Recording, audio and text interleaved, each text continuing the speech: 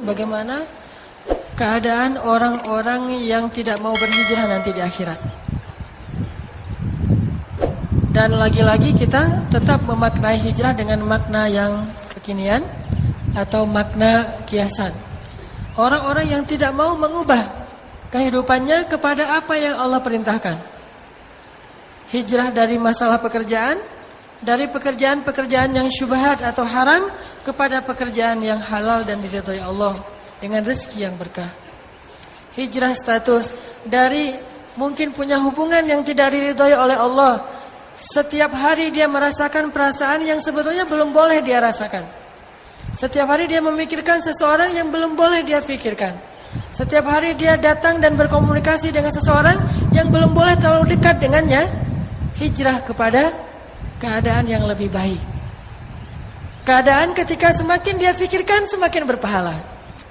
Semakin dalam perasaannya semakin berpahala. Semakin dekat semakin diberkahi Allah. Memandangnya aja berpahala coba. Itu enggak ada dalam pacaran. Memandang orang yang kita cintai berpahala. Kalau pacaran memandang dosa. Disuruh menundukkan pandangan. Ngobrolnya sambil ngelihat ke bawah. Udah sholat tahajud belum? Ngelihat ke bawah. Atau kalau kita lagi jalan bareng gak saling bertatap-tatapan. Jadi kalau misalnya satu mobil, satu di depan ngedrive, satu lagi di belakang. Itu paling syar'i itu. Kalau nggak siap kayak gitu, nggak usah deh. Kalau perlu, kalau mobilnya 3 row gitu kayak Livina atau Mobilio, dia yang paling belakang. Sekalian jagain barang-barang gitu. Gimana barangnya? Ini paling belakang. Supaya menjaga jarak, jangan terjadi fitnah. Dan banyak-banyak berzikir, astagfirullah, astagfirullah, ya Allah lindungilah kami, lindungilah kalian. Karena setan itu, itu lagi menggebu-gebu tuh semangat setan untuk menggoda kita. Sedikit aja ada pencetus langsung kita bisa batal. Beda dengan kalau sudah berhijrah dengan cara menikah. Memandangnya pahala. Pandang, alhamdulillah dapat 1 pahala. Pandang lagi 2 pahala. Pandang-pandangan 4 pahala. Kamu kenapa ngelihat-lihat saya terus? Saya pengen beribadah. Berapaan? Dengan memandang kamu. Dan tahukah pahalanya sebesar apa? Sama dengan sholat 2 rakaat loh. Jadi kalau lagi malas, kayaknya saya mah lagi malas sholat sunnah mutlak, mau mandang istri aja. Itu bisa. Kalau pacaran nggak akan dapat yang kayak gitu-gituan. Coba mandangin fotonya aja berpahala, apalagi orangnya. Kalau pacaran, mandangin fotonya aja nggak boleh, apalagi orangnya. Kita liatin, kita ngobrol. Bukankah dalam hadis itu ketika saling memandang berpahala, kemudian ketika saling berkasih sayang berpahala, kemudian ketika mereka maaf masuk ke dalam kamarnya berpahala, dan malam itu diberkahi oleh Allah Subhanahu wa taala. Malam yang penuh berkah. Gak perlu ngumpet-ngumpet, curi-curi dan segala macam, gak perlu tipu-tipu. Karena udah halal. Kayak cerita saya kemarin, pulang sholat Jumat, ngapain pulang sholat Jumat buru-buru? Karena pengen cium kening kamu. Kalau belum halal, pulang sholat Jumat bingung, ini mau kemana nih? Pulang ke rumah cuma nggak ada siapa-siapa gitu ya. Pulang ke rumah orang, bisa bahaya. Jadi kan bingung pulang sholat Jumat. Aduh, saya habis Jumatan tuh bingungnya mau kemana. Akhirnya nelfon teman, kita nongkrong yuk. Gitu lagi kan. Kalau yang udah halal, dia mah nggak pernah galau mau nongkrong di mana. Udah jelas tempat nongkrongannya. Di dalam surga di rumahnya. Yang dinanti oleh bidadari. Tinggal pulang, assalamualaikum, waalaikumsalam. Udah ditunggu dari tadi juga. Lagi khutbah dia udah nunggu di belakang pintu gitu. Lagi khutbah Jumat udah nunggu. Begitu buka pintu, assalamualaikum, waalaikumsalam. Langsung kecup keningnya. Ya Allah, rahmatilah hubungan kami. Jagalah hati kami. Dan jadikanlah dia pasanganku di dunia dan di surga. Luar biasa itu udah. Ada yang lebih dahsyat lagi tuh. Bangun tahajud. Bangun tahajud, begitu kita udah malam udah melek langsung bangun wudu. Setelah wudu memercikan air ke wajahnya. Jangan 1 ember. Dipercikin. Memercikan air itu bukan bahasa, bukan cara yang kasar ya. Memercikan air itu romantis loh.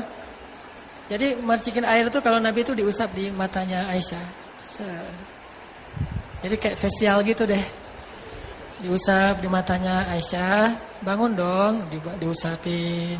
Terus dipercik-percik. Oh, kan manja tuh gitu. Apaan sih malam-malam dingin tahu? Nah, kalau gitu besok malam air hangat dipercikin. Pokoknya yang lembut aja, air hangat. Waduh, makin nyenyak tidurnya air hangat nih gak dipijitin. Atau kalau perlu, kalau yang lebih keren lagi percikan airnya itu pakai itu tuh. Pakai nano spray. Segar gini, kirain lagi di zam-zam segar gitu ya, pakai nano spray. Kenapa kamu pakai nano spray saya? Kan ikut sunnah Nabi membersihkan air. Tapi pakai teknologi nano spray. Ini lebih dahsyat lagi. Udah gitu dipijit-pijitin jempolnya pelan-pelan supaya dia bangunnya nyaman. Begitu bangun azan subuh kayak jadi sholat. Kelamaan soalnya ngebanguninnya. Disitulah indahnya, bayangin.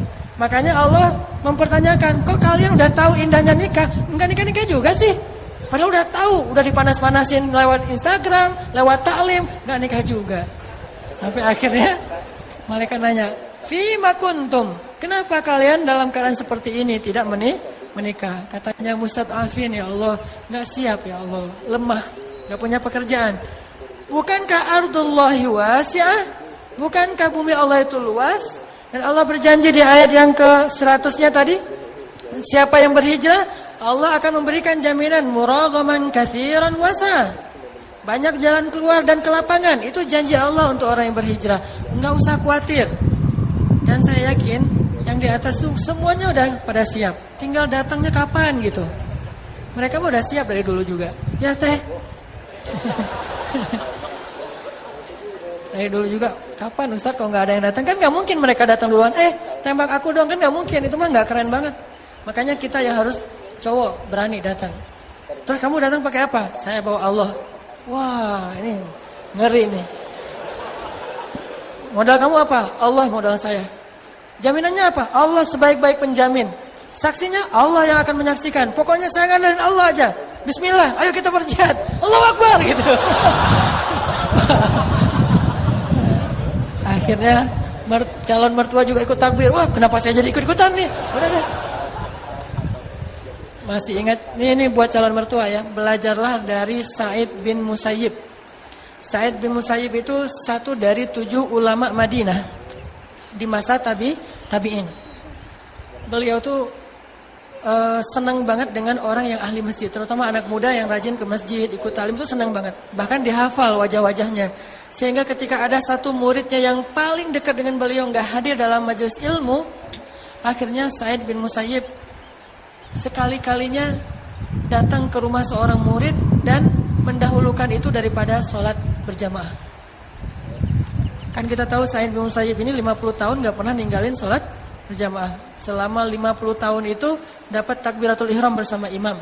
40 tahunnya sholat nggak pernah ngelihat punggung orang, artinya di shaf pertama. 30 tahunnya mendengar azan di dalam masjid. Nggak pernah azan dia masih di luar, nggak pernah tuh. 30 tahun azan di dalam masjid. Sekali-kalinya dia meninggalkan semua itu gara-gara datang ke rumah muridnya yang tidak hadir dalam majelis ilmu. Datang ke rumah muridnya. Assalamualaikum. Waalaikumsalam, kata muridnya di dalam rumah. Siapa? Orang Arab suka gitu. Man? Sa'id mengatakan Sa'id. Di masjid lagi azan. Ini bertamu. Sa'id, kata Syekh ini. Kemudian muridnya bilang, saya tuh lagi ingat-ingat ada berapa banyak Sa'id di kota Madinah. Karena saya nggak kepikiran kalau itu Sa'id ibnu Musayyib. Saya ingat semuanya, Sa'id bin ini, Sa'id bin ini, Sa'id bin ini, ada 10 Sa'id. Semuanya saya ingat kecuali Sa'id bin Musayyib. Kenapa? Gak pernah menduga kalau itu Sa'id ibnu Musayyib. Soalnya Sa'id ibnu Musayyib itu gak mungkin pergi ke rumah seseorang ketika azan. Gak mungkin. Pasti dia akan mendahulukan salat jamaah, baru beres itu ngurus yang lain. Tapi pas dibuka ternyata Sa'id ibnu Musayyib. Kaget, pasti ini ada berita besar banget nih. Lalu Sa'id ibnu Musayyib bilang, wahai anak muda, kenapa kamu tidak hadir dalam majelis ilmu? Saya kurang sehat ya Syekh. Kamu tidak punya pendamping? Tidak punya. Salamin saya. Ya. Apa ya Syekh? kamu akan menikah dengan putri saya. Langsung tuh, wah ini mertua keren banget kalau kayak gini. Tunggu di sini kata Syekh Said. Langsung pergi ke masjid, sholat dulu, selesai sholat, langsung balik bawa putrinya dan bawa 2 saksi. Ditodong coba, nikah todongan. Ini benar-benar bukan on progress ya, udah langsung nih. Bawa saksi, bawa putrinya. Gak tahu gimana cara ngebujuk putrinya juga ya. Orang dulu mah soleha, jadi gak perlu lihat dulu. Boleh lihat Instagramnya dulu, gak perlu itu. Udah langsung aja. Datang, nama muridnya siapa gitu, ya Muhammad misalnya. Udah dibukain pintu, masuk semuanya ke rumah, salamin. Saya nikahkan putri saya dengan kamu, dengan mahar, hafalan Al-Quran yang kamu hafal dan seterusnya. Saya terima deh. Saya terima. Mungkin awal-awalnya dia masih kagok-kagok gitu. Saksi-saksi bilang sah nggak? Tidak sah. Kenapa? Soalnya nggak bersambung kan gitu ya, suka gitu ya. Makanya pas nikah saya mah juga karena takut nggak sah. Udah modalnya kurang, nggak sah pula kan. Ya udah saya pakai teks aja deh. Ustadz menikahnya pakai teks loh. Jadi pas saya terima nikahnya, entar nih di scroll dulu. Jadi Sayyid langsung mengakadkan putrinya, kemudian diterima hari itu juga dia nikahkan putrinya dengan muridnya. Gampang urusannya. Gak bertele-tele ya, bikin kartu undangan dulu, ikhtilaf dulu warna kartu undangan. Yang cewek pengennya girly warna pink, yang cowok pengen street warnanya hitam abu-abu.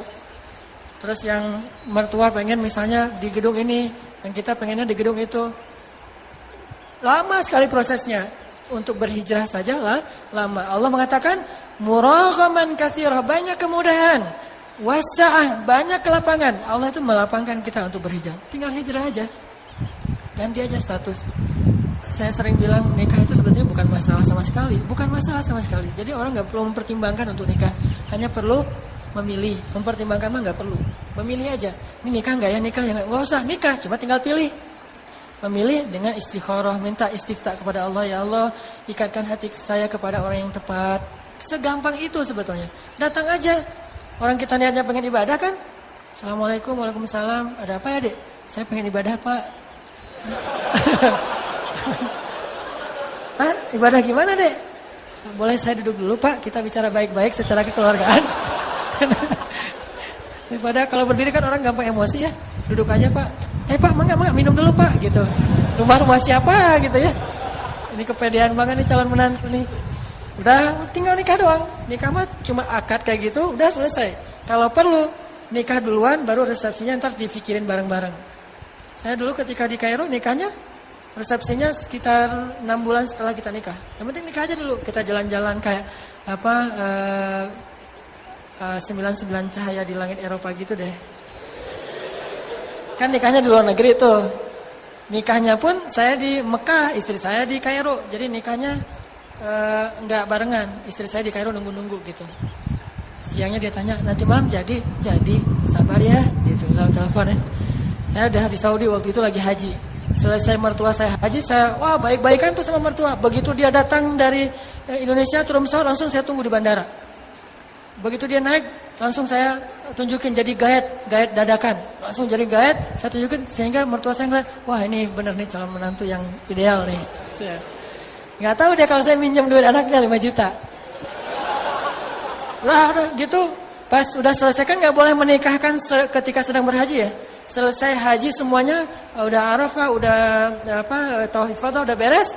Langsung saya minta manggilnya Abah, kapan itu acaranya gitu. Oh iya sebentar saya mau ngambil umroh dulu. Aduh, umroh lagi deh lama ini. Nunda lagi 1 hari. Hari yang kedua, Mbah udah bisa sekarang. Oh iya ayo kita ke Masjidil Haram. Selesai tawaf sunnah, langsung naik ke satu pojok masjid. Saya nikahkan, saya terima nikahnya. Langsung telepon. Panggilannya, hai sayang, udah berubah. Kalau belum nikah, ukhti. Nah gitu tuh panggilnya. Kalau orang Mesir mah ya. Kalau di sini mah sis gitu ya. Ukhti mah sis. Pertama sis, habis itu jadi bebek. Ini karena udah berubah status. Langsung dia hore-hore gitu di Mesir. Dia pas dapat telepon, alhamdulillah kita udah sah. Wah itu luar biasa. Dia langsung sujud syukur, selesai sah. Sama teman-temannya cuma makan beberapa butir kurma kan. Ala mahasiswa gitu. Saya udah selesai aja gitu, udah beres. Kayak maaf, sesederhana itu kayak disunat doang tuh. Cepet banget, udah selesai. Pulang ke Kairo, sebulan kemudian baru pulang ke Kairo, kita langsung malam pertama ketemu tuh masih belum bisa satu rumah karena kita masih berstatus mahasiswa dan punya asrama masing-masing. Jadi kita ketemunya di ruang untuk tamunya asrama. Saya jadi tamu gitu datang. Wah, ini istri saya lagi datang mendekati saya gitu.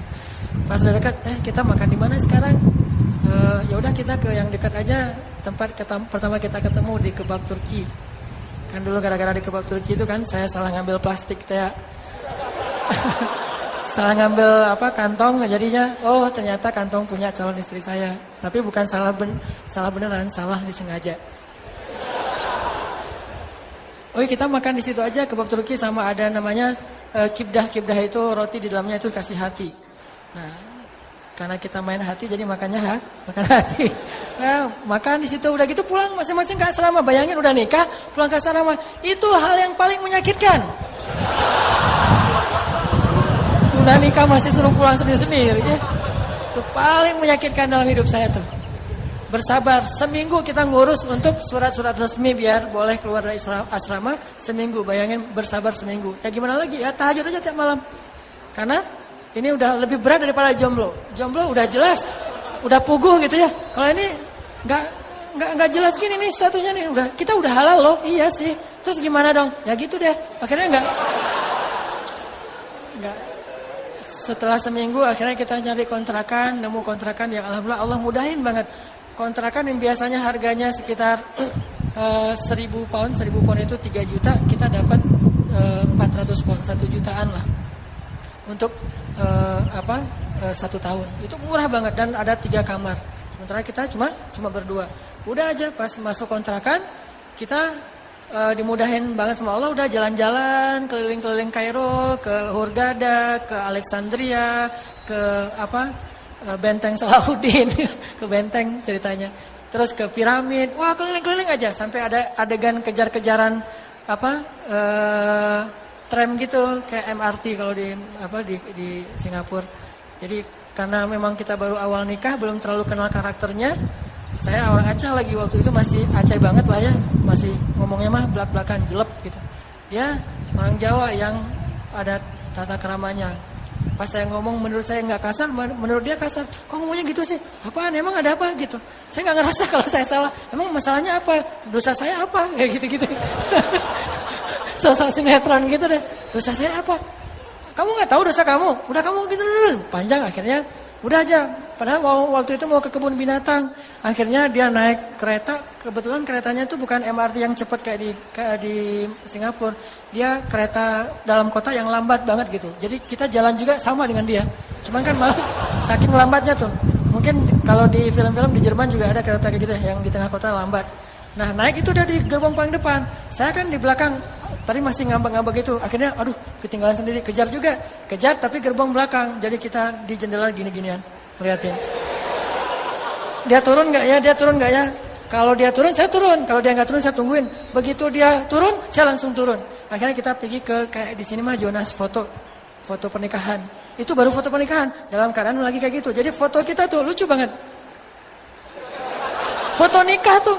Orang lagi bahagia tapi wajahnya bete gara-gara tadi ada yang keliru. Terus kita jalan lagi lihat Sungai Nil, kemudian makan jagung bakar di pesisir Sungai Nil. 99 cahaya langit Eropa. Saya nonton itu. Saya mau udah ngalamin.